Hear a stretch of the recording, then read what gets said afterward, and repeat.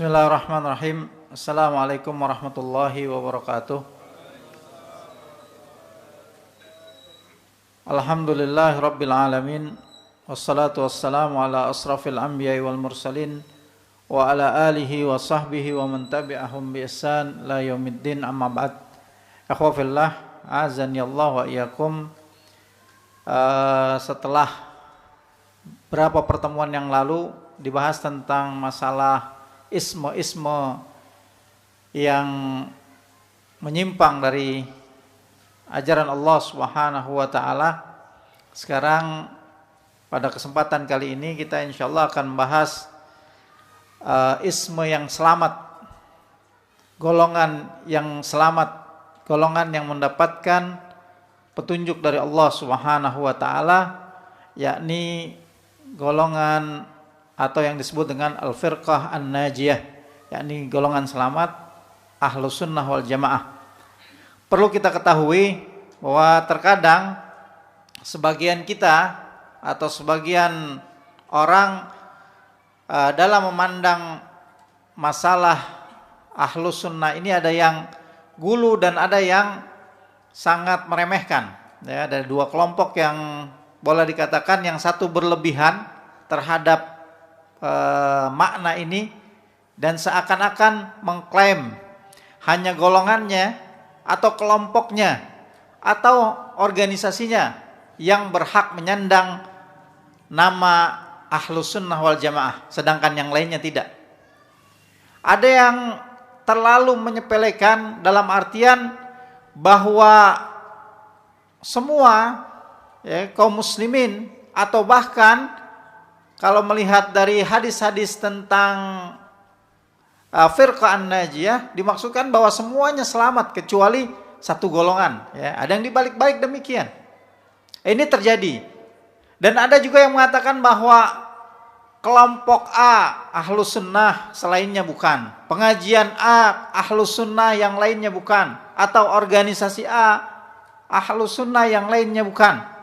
Itu sering terjadi atau sering kita dengar dalam kehidupan kita saat ini. Dan mari kita lihat makna yang sesungguhnya. Apa yang dimaksudkan dengan Ahlus Sunnah wal Jamaah? Karena ini adalah nama syar'i yang telah diberikan oleh Rasulullah sallallahu alaihi wasallam. Ya, karena kita ketahui bahwa ketika Islam diturunkan oleh Allah Subhanahu wa taala sebagai jalan keselamatan bagi hamba-hambanya, yaitu semenjak Allah Subhanahu wa taala ciptakan Adam alaihissalam sampai diutusnya Nabi Muhammad sallallahu alaihi wasallam, maka itulah yang sebenarnya adalah Islam yang murni, Islam yang dapat menyelamatkan mereka dari azab Allah Subhanahu wa taala. Dan ketika banyak manusia menyimpang dari keislaman, ya, menuju atau keluar dari daerah-daerah keislaman, maka mereka menjadi orang-orang kufar. Ya, ini pembagiannya. Ketika mereka tidak beriman kepada Allah dan Rasul-Nya, maka mereka adalah orang-orang di luar Islam, yakni orang-orang kufar. Maka kita menamakan diri ketika berhadapan dengan orang-orang kufar adalah muslimun, ya, nahnu muslimun. Kami orang-orang Islam. Sedangkan Rasulullah sallallahu alaihi wasallam dalam membawa Islam yang terkhusus, ya, yang dibawa oleh beliau sallallahu alaihi wasallam untuk seluruh umatnya, maka terjadi pula di dalamnya itu penyimpangan-penyimpangan terhadap ajaran Islam yang dibawa dan diajarkan oleh Rasulullah sallallahu alaihi wasallam, tapi tidak menyebabkan mereka keluar dari lingkaran Islam. Ya, ini perlu dipahami dulu. Jadi ketika mereka tidak keluar dari lingkaran Islam, inilah yang dimaksudkan dalam hadis-hadis perpecahan dalam Islam yang disebutkan oleh Rasulullah sallallahu alaihi wasallam. Mungkin dari sini akan kita lihat pembahasan itu. Ya, di mana Rasulullah sallallahu alaihi wasallam di beberapa hadisnya menyebutkan tentang perpecahan umat ini. Ya, yang pertama yang diriwayatkan oleh Ibnu Majah, Ibnu Abi Asim dan Al-Lalikai menyebutkan sebuah hadis dari Rasulullah sallallahu alaihi wasallam, beliau bersabda, "La taftariqanna ummati ala salatin wa sab'ina firqah, wahidatun fil jannah wa sintani wa sab'una fin nar." Wa qila ya Rasulullah man hum? Qala al-jamaah. Ya. Dikatakan oleh Rasulullah, sesungguhnya umatku akan terpecah belah menjadi 73 golongan. Tadi kita katakan umat Rasulullah sallallahu alaihi wasallam. Jadi mereka masih berada dalam lingkup Islam. Ya. Sedangkan yang tadi sebelumnya dikatakan sudah keluar dari Islam ketika tidak beriman kepada Allah dan Rasulnya, menolak apa yang datang dari Rasulullah atau dari Rasul Allah Subhanahu wa taala, maka mereka berada di luar Islam. Sedangkan ini ya, bahwa dikatakan umatku, Rasulullah katakan ya, menjadi 73 golongan. Ya, satu golongan di dalam jannah dan 72 golongan di neraka. Ketika ditanyakan oleh Rasulullah, siapa mereka ya Rasulullah? Yang selamat itu al-jamaah. Nah, inilah kata-kata yang juga menjadi sebab penamaan ahlus sunnah wal jamaah. Harusnya namanya ahlus sunnah wa ahlul jamaah. Tapi karena bahasanya Arab bisa disingkat ahlus sunnah wal jamaah. Atau juga sering lagi disingkat dengan nama ahlus sunnah saja disebutkan. Ya. Kemudian hadis yang lainnya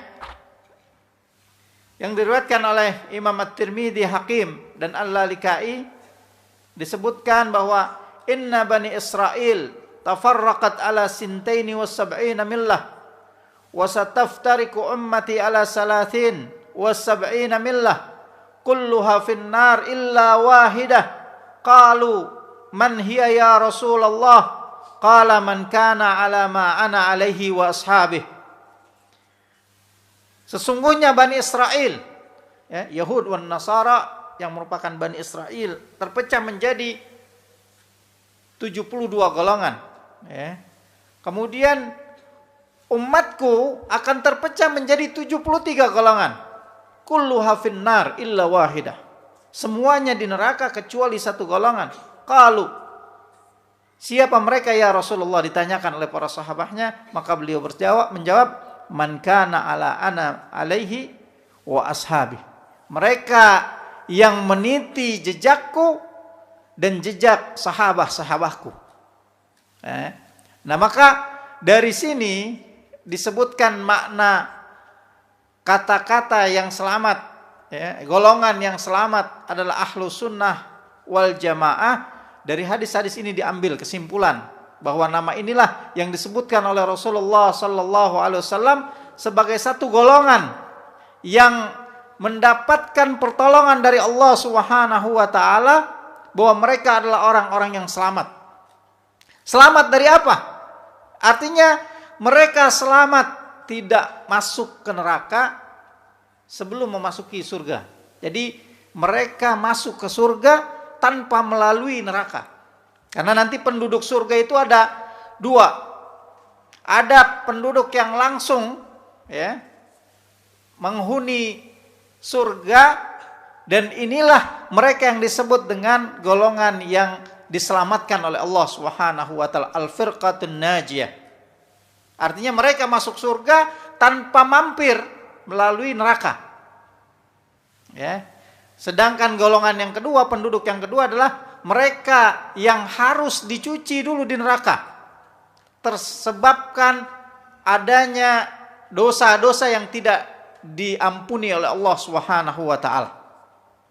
Dan ini menunjukkan tentang satu golongan, satu kelompok yang Rasulullah sallallahu alaihi wasallam berikan, bukan takyin orang per orang. Ya, jadi jangan merasa bahwa kalau kita sudah bermanhaj ahlus sunnah wal jamaah, seakan-akan bebas, bisa langsung terbebas dari siksa api neraka? Belum tentu. Karena jaminan yang diberikan oleh Rasulullah sallallahu alaihi wasallam adalah golongannya, bukan orang per orangnya. Kecuali yang ditakyin langsung oleh Rasulullah sallallahu alaihi wasallam seperti 10 orang yang diberikan kabar gembira masuk jannah. Ya, atau seperti siapa? Yang disebutkan Bilal bin Rabah, ya. Kemudian Khadijah, kemudian nama-nama lain, ya, Uqasyah yang dikatakan masuk surga tanpa hisab, ya, 70.000 dari golongan umat Rasulullah sallallahu alaihi wasallam yang masuk surga tanpa hisab. Tidak ada yang mengetahuinya kecuali baru 1 orang yang disebutkan langsung oleh Rasulullah sallallahu alaihi wasallam, wa anta minhum. Ya, di ketika Uqasyah meminta doa kepada Rasulullah agar dimasukkan ke dalam golongan itu, maka Rasulullah SAW katakan, wa anta minhum, engkau termasuk dalam golongan itu. Selebihnya tidak diketahui. Begitupun tentang makna ahlus sunnah ini.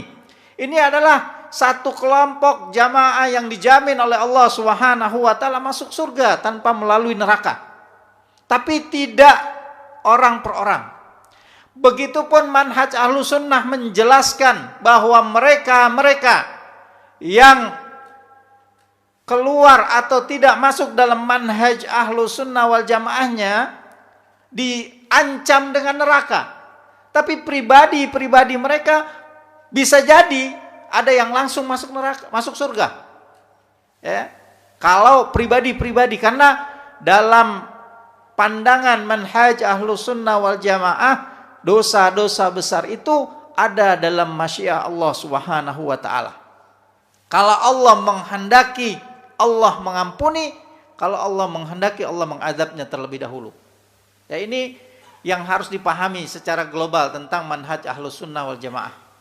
Yang perlu dipahami. Jadi ahlus sunnah wal jamaah itu bukan satu kelompok pengajian tertentu, bukan satu organisasi, ya, milik organisasi tertentu, atau bukan pula milik beberapa orang saja. Tapi ini adalah nama Islam itu sendiri, yang dimana mereka adalah, kalau kita mau lebih berikan tafsirnya, adalah mereka yang meniti jejak Rasulullah sallallahu alaihi wasallam dan para sahabatnya dalam menerapkan dan mengamalkan Islam. Ya, mereka yang meniti jalan Rasulullah sallallahu alaihi wasallam dan para sahabatnya dalam mengimani dan mengamalkan Islam. Ya, itulah yang dimaksud dengan kelompok atau golongan atau yang disebut dengan al-firqah an-najiyah. Dan untuk itu perlu kiranya kita mengetahui apa sih metode-metode atau prinsip-prinsip dasar dari golongan ini yang dijamin keselamatan oleh Allah Subhanahu wa taala, agar setiap kita merasa qanaah, agar setiap kita bisa meniti jalan itu dengan baik, tidak pernah goncang, tidak pernah ragu ketika ada tuduhan-tuduhan tertentu pada diri kita. Ya, apalagi saat ini kita ketahui bahwa gelombang fitnah itu begitu besar. Ya, begitu besar sekali. Mudah sekali orang-orang yang bahkan tidak memiliki kapasitas untuk memberikan satu pendapat pun memberikan pendapatnya.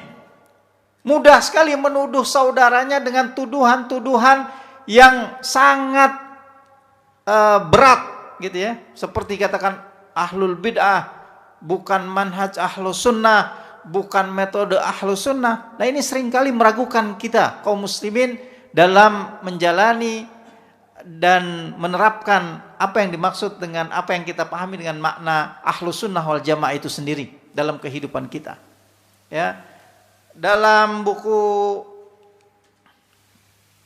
Manhaj Firqah An-Najiyah karangan Syekh Muhammad Jamil Zainu, itu dijelaskan beberapa pokok-pokok dasar.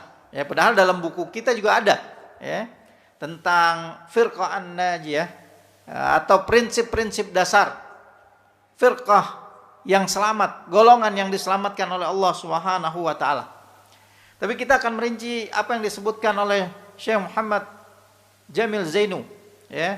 Di sini beliau katakan yang pertama adalah bahwa manhaj, prinsip dasar dari mereka yang meniti jalan Rasulullah sallallahu alaihi wasallam dan para sahabat, yang pertama beliau katakan hiya allati taltazimu min hajar Rasul sallallahu alaihi wasallam fi hayatihi wa min haja ashabihi min ba'dihi wa huwa al-Qur'anul Karim alladzi anzalallahu ala rasulih.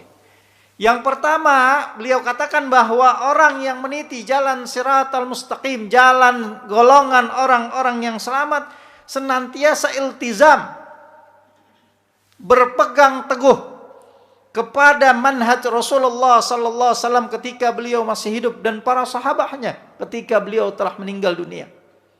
Ya, jalan para sahabat Rasulullah SAW meniti tegas, kuat. Apa manhaj mereka? Apa metode mereka dalam meniti jalan kehidupan ini? Al-Quranul Karim yang telah Allah Subhanahu wa taala turunkan kepada Rasulnya sallallahu alaihi wasallam. Ya. Dan ini telah diwasiatkan oleh Rasulullah sallallahu alaihi wasallam kepada umatnya agar apa? Agar umatnya selamat, agar umatnya tetap di jalan kebenaran, di jalan yang lurus. Di mana beliau bersabda, taraktu fikum syai'aini. Dua perkara aku tinggalkan kepada kalian. Aku tinggalkan dua perkara kepada kalian. Apa dua perkara itu dan kenapa ditinggalkan? Lan tadillu ba'dahuma. Ya, kalian tidak akan tersesat dengan keduanya. Apa itu? Kitab Allah wa sunnati. Kitab Allah dan sunnah Rasulnya sallallahu alaihi wasallam. Jadi mereka yang senantiasa berpegang teguh kepada Al-Quran dan sunnah Rasulullah sallallahu alaihi wasallam. Ketika ini ada jalannya, ada keterangannya, ada sunnahnya dari Rasulullah, maka dia ikuti. Dia laksanakan, dia kerjakan. Dan ketika ada larangannya dari Rasulullah, dia berhenti. Ya, tidak melaksanakannya, meninggalkannya. Kuat berpegang dalam kehidupannya.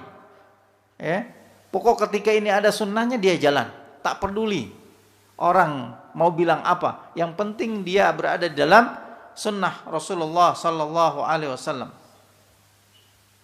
Yang kedua, ya, prinsip yang harus dipegang oleh mereka yang senantiasa mengaku bermanhaj ahlus sunnah wal jamaah adalah al-firqah an-najiyah ta'udu ila kalamillahi wa rasulih hina tanaza'a wal ikhtilafa amalan biqaulillahi fa in tanaza'tum fi syai'in faruddu ilallahi wa rasulihi in kuntum tu'minuna billah wal yaumil akhir. Mereka adalah orang-orang yang senantiasa mengembalikan semua persoalan ketika ada perselisihan di antara mereka. Jadi ketika ada perselisihan di antara mereka, mereka senantiasa mengembalikan perkaranya kepada Allah dan Rasulnya, kepada Al-Quran dan kepada hadis-hadis Rasulullah sallallahu alaihi wasallam. Jadi ketika ada masalah yang berkaitan dengan perkara ibadah, perkara agamanya, maka dia melihat adakah perintahnya dari Allah dan Rasulnya. Adakah anjurannya dari Rasulullah sallallahu alaihi wasallam. Dan ketika itu berkaitan dengan perkara-perkara dunia, maka dia pun mengembalikannya kepada Allah dan Rasulnya. Untuk apa? Untuk mencari larangan-larangannya. Untuk mencari satu hal yang dilarang oleh Allah dan Rasulnya. Jadi tidak kelimpungan. Ketika ada orang ngomong A, dia langsung bingung. Pusing. Kenapa? Si Anu bilang katanya ini enggak ahlus sunnah. Ya. Ada satu orang lagi bilang, bukan itu, bukan manhaj ahlus sunnah. bingung, pusing. Sebab apa? Sebab karena dia terpengaruh dan tidak berpegang teguh ya dengan perkara-perkara yang sangat besar yang telah ditunjukkan oleh Allah Subhanahu wa taala dan Rasulnya. Lihat saja itu. Dia kembalikan semuanya karena inilah yang diperintahkan oleh Allah Subhanahu wa taala. Ya, dalam Al-Qur'an Allah katakan fa in tanaza'tum fi syai'in farudduhu ila Allahi wa rasulih. Ya, ini antum sudah hafal semua hadisnya. Ayat ini surat An-Nisa ayat 59. Ketika Allah menyeru taatan kepadanya, ketaatan pada Rasulnya, taatan kepada ulil amri minkum, ya. Maka setelahnya fa in tanaza'tum fi syai'in farudduhu ila Allah wa rasulih in kuntum tu'minuna billah wal yaumil akhir. Jadi ketika kita mengaku beriman pada Allah dan hari akhir, kembalikan urusannya kepada Allah dan Rasulnya. Lihat perkaranya perkara apa? Masalahnya di mana? Kalau masalahnya masalah agama, masalah ibadah, maka sudahkah ada perintahnya, anjurannya datang dari Al-Quran dan As-Sunnah atau belum? Kalau dia perkara-perkara dunia, lihat larangannya ada nggak? Ya. Jangan baru dipatwakan oleh seorang alim saja sudah bingung. Langsung agamanya bisa berubah. Disebabkan karena tidak berpegang teguh dengan hal ini. Ya. Ini yang kedua. Kemudian yang ketiga, yang menjadi dasar prinsip utama dari golongan yang selamat adalah al-firqatun najiyah la tuqaddimu kalama ahadin ala kalamillahi wa rasulih. Ya. Mereka orang-orang yang senantiasa mendahulukan Allah dan Rasulnya. Tidak mendahulukan perkataan siapapun di atas Allah dan Rasulnya. Tidak melebihi perkataan Allah dan Rasulnya. Semua ada dalam takarannya. Ya, dia lebih mendahulukan, lebih mencintai Allah dan Rasulnya, lebih mencintai perintah Allah dan Rasulnya, lebih mendahulukan apa-apa yang diseru oleh Allah Subhanahu wa taala dan Rasulnya dari kalam siapapun. Ya, karena ini juga diperintahkan oleh Allah Subhanahu wa taala. Dalam surat Al-Hujurat ayat pertama Allah katakan, ya ayyuhalladzina amanu la tuqaddimu baina yadayillahi wa rasulih wattaqullaha innallaha sami'un alim. Wahai orang-orang yang beriman, janganlah kalian mendahulukan perkataan atau siapapun selain Allah dan Rasulnya. Tidak boleh bagi seorang yang beriman, bagi mereka yang mengaku beriman kepada Allah dan Rasulnya, bermanhaj ahlus sunnah, mendahulukan perkataan-perkataan siapapun dari perkataan Allah dan Rasulnya, mendahulukan hukum-hukum lain selain hukum Allah, mendahulukan kecintaan kepada yang lainnya di atas kecintaannya kepada Allah dan Rasulnya.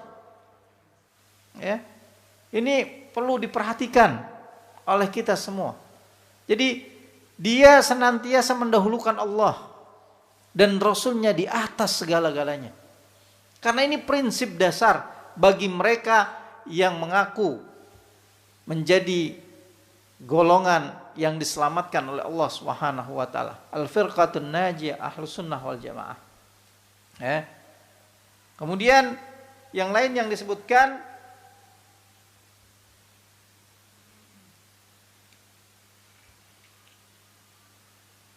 al-firqatun najiyah yuhyuna sunanar Rasulillah sallallahu alaihi wasallam fi ibadatihim wa sulukihim wa hayatihim. Ya. Bahwa mereka orang-orang yang bermanhaj ahlus sunnah wal jamaah senantiasa menghidupkan sunnah-sunnah Rasulullah sallallahu alaihi wasallam dalam ibadah-ibadah mereka, tingkah laku mereka, semuanya dalam kehidupan mereka. Mereka senantiasa mengibarkan panji-panji sunnah. Apa yang dilaksanakan oleh Rasulullah dia cintai, apa yang dianjurkan oleh Rasulullah dia kerjakan, apa yang diminta dia berikan. Ya, dalam seluruh kehidupannya, bukan dalam ibadah saja. akhlak, tingkah lakunya bagaimana Rasulullah sallallahu alaihi wasallam mengajarkan kita kepada orang yang lebih tua, kepada orang tua kita, kepada tetangga, kepada teman-teman kerabat, kepada guru-guru kita.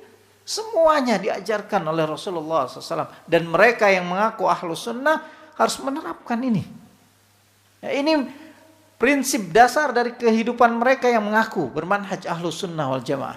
Mengikuti metode Rasulullah SAW dalam i'tiqad, dalam keyakinan mereka maupun dalam amal, tingkah laku, suluk, ya, kehidupan sehari-hari. Bagaimana Rasulullah SAW sampai tersenyum saja, ya, dia sama saudaranya, karena ini adalah perintah Rasulullah SAW, anjuran dari Rasulullah SAW. Tingkah lakunya semua adab-adab. Ya, bagaimana seorang muslim, seorang yang beriman menunjukkan akhlak ini semua dalam kondisi apapun. Ya, dalam berkendaraan, dalam berjalan, dalam duduk, di mana saja dia berada, dia akan menunjukkan bahwa dia seorang muslim sejati, bahwa dia seorang muslim yang mengenal agamanya, beriman kepada Allah dan Rasulnya, bermanhaj ahlus sunnah wal jamaah. Ya. Bukan malah ketika dia sudah mengenal sunnah, kering dari tingkah laku atau suluk akhlak yang diajarkan oleh Rasulullah SAW. Kepada tetangga-tetangganya masam, kepada teman-teman kerabatnya tidak pernah disambangi karena menganggap semuanya ahlul bid'ah kecuali dia yang ahlus sunnah. Ya. Menganggap paling benar sendiri. Akhirnya kering dari apa? Akhlak yang diajarkan oleh Rasulullah sallallahu alaihi wasallam. Dan ini hati-hati sekali, dan ini banyak terjadi pada kondisi umat Islam saat ini. Orang yang ahlu sunnah harusnya yang paling baik akhlaknya, yang paling santun bicaranya, yang paling beradab dalam mempergauli manusia, ucapannya, tingkah lakunya, semuanya. Bukan orang yang paling kasar, bukan orang yang paling bengis dalam bicara, bukan orang yang mudah menuduh saudaranya yang lain dengan tuduhan-tuduhan yang keji, tuduhan-tuduhan yang sangat menyakitkan bagi saudaranya. Ini perlu dipahami, ya. Karena Rasulullah SAW dalam sebuah hadisnya yang dikatakan, orang mukmin yang paling sempurna imannya, apa dikatakan? Akmalul mu'minina imanan ahsanuhum khuluqa. Yang paling baik akhlaknya. Jadi akhlak itu cerminan dari kebaikan imannya.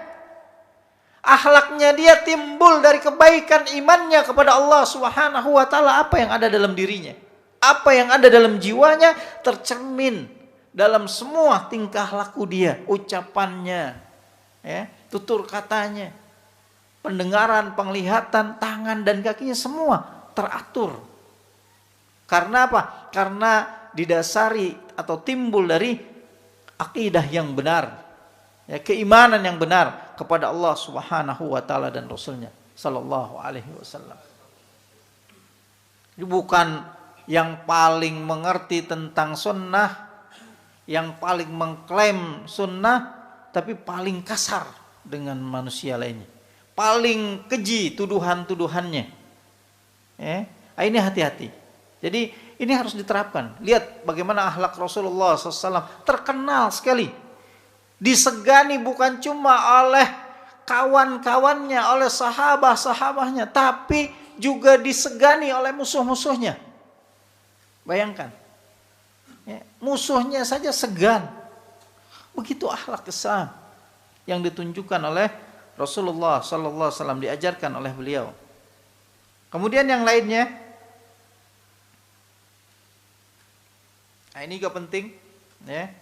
Beliau katakan di sini, al-firqatun najiyah la tata'assabu illa li kalamillah wa kalami rasulih al-ma'sum alladhi la yantiku 'anil hawa amma ghairahu minal bashar mahma allat rutbatahu faqad yukhti'u. Bahwa orang-orang yang bermanhaj Ahlus Sunnah wal Jamaah tidak pernah ta'assub kepada siapapun juga kecuali kepada kalamullah wa kalamu rasulih. Mereka senantiasa ta'assub hanya kepada Al-Quran, kepada As-Sunnah, kepada Islam. Boleh ta'assub. Jadi kalau mau ta'assub, ta'assub kepada Islam, ta'assub kepada Allah, ta'assub kepada Rasulullah sallallahu alaihi wasallam. Ta'assub itu bahasanya, bahasa kita apa sih sekarang? Fanatik. Ya, maka konotasinya sekarang juga fanatik kalau ke agama buruk. Ya, fanatik amat sih, udah jangan bawa-bawa agama, lihat. Ya, ini konotasi yang jelek. Padahal ketika dia dita'assubkan, diikatkan kepada Allah dan Rasulnya, kepada agama, wajib ta'assub. Agama bukan hanya di masjid, bukan hanya sekedar salat, saum, bukan. Tapi agama itu keseluruhan kehidupan kita. Dan semua aspek lini kehidupan ini harus didasarkan Islam, didasarkan agama. Politik, ekonomi, sosial, budaya, semua. Ketika dia bertentangan dengan Islam, tinggalkan. Jauhkan. Ya, karena bertentangan dengan perintah-perintah Allah Subhanahu wa taala. Kita harus ta'assub di sini. Tapi bukan ta'assub kepada seseorang, si fulan, si A, si B, ulama fulan, ulama ini. Kalau bukan ini berarti bukan Ahlus Sunnah, kalau bukan dia berarti diragukan. Enggak demikian. Atau kalau dia sudah berfatwa dipegang mati-matian seakan-akan kalam seseorang itu sama dengan Al-Quran, sama dengan hadis Rasulullah sallallahu alaihi wasallam. Ya, musibah besar. Dan ini yang banyak terjadi di tengah kehidupan kaum muslimin saat ini. Betapa kalam seseorang dijadikan dalil di mana-mana untuk mengeluarkan orang dari manhaj Ahlus Sunnah wal Jamaah. Na'udzubillah, summa na'udzubillah. Ya, padahal kita nggak boleh ta'assub. Ta'assub harus kepada Allah dan Rasulnya. Kalau ta'assub sama duit, nggak ada celaannya. Ya, kalau ada orang kerja pagi, pulang malam, dibilang hebat. Ya, kalau di mana-mana ngomong bisnis, ngomong tentang uang, nggak ada yang mencelanya, nggak ada yang bilang ta'assub banget sama uang, ada nggak? Kalau nggak ada uang nggak bisa hidup, tak? Itu semboyan. Tapi kalau nggak ada agama, nggak pernah menjadi musibah terbesarnya. Padahal dia tiap hari berdoa dalam setiap doa-doa yang dipanjatkannya pada Allah Subhanahu wa taala, ya Allah jaga agama karena ini urusan terbesarnya. Benar? Setiap saat berdoa kepada Allah Subhanahu wa taala, ya Allah jangan jadikan fitnah di agamaku karena ini urusan terbesar dalam hidup ini. Urusan perkara yang sangat besar. Jangan sampai ditimpakan fitnah di agama kita. Ya. Tapi kita tidak mau menerapkan itu. Nah ini yang perlu kita perhatikan. Ada beberapa poin lagi yang masih banyak disebutkan. Tapi intinya adalah bagaimana dia berpegang teguh kepada Allah Subhanahu wa ta'ala. Memurnikan ketaatannya kepada Allah Subhanahu wa ta'ala. Meniti jalannya Rasulullah sallallahu alaihi wasallam dan para sahabatnya. Dan memahami, menerapkan Islam sebagaimana yang diajarkan oleh Rasulullah sallallahu alaihi wasallam dan dilaksanakan oleh para sahabat-sahabat beliau radhiyallahu anhum ajmain. Jadi mudah-mudahan pembahasan ini bisa lebih menguatkan tentang keislaman kita, tentang pemahaman kita atas manhaj yang selamat, manhaj Ahlus Sunnah wal Jamaah, dan agar kita lebih intima lagi untuk senantiasa menerapkan poin-poin dasar, prinsip-prinsip dasar manhaj Ahlus Sunnah wal Jamaah. Mudah-mudahan Allah Subhanahu wa taala berikan kita hidayah untuk tetap istiqamah di jalannya, dan semoga Allah wafatkan kita dalam keadaan iman kepadanya. Allahu a'lam. Wa sallallahu ala nabiyyina Muhammad wa ala alihi wa sahbihi wasallam. Subhanakallahumma bihamdika asyhadu an la ilaha illa anta astaghfiruka wa atubu ilaik. Assalamualaikum warahmatullahi wabarakatuh.